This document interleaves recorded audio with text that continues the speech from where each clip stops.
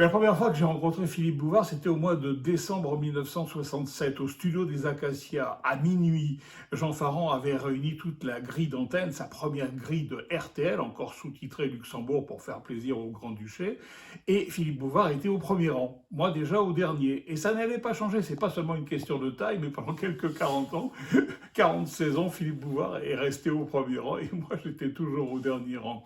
Autre souvenir important avec Philippe, le 13 septembre 1968, c'était un vendredi 13, j'aurais dû me méfier, on m'a dit « Sois particulièrement bon cet après-midi, c'est ta dernière émission » et ça a été en effet la dernière de la disco de papa. Parce que dès le lundi, une autre émission allait arriver sur l'antenne de RTL, RTL non-stop.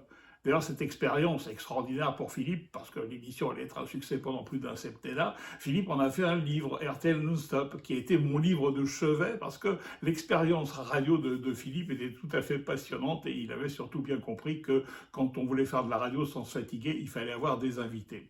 Philippe Bouvard, RTL Non-Stop. Mais après, il y a eu un succès encore plus important et complètement indissociable de Philippe. Ça a été Les Grosses Têtes, bien sûr, qui a franchi le cap du nouveau millénaire, du siècle précédent à ce siècle-ci. Philippe Bouvard, il faut toujours dire aux gens qu'on aime, qu'on les aime. Moi, j'aurais mis pratiquement un demi-siècle pour le dire. Aujourd'hui, Philippe, bon anniversaire.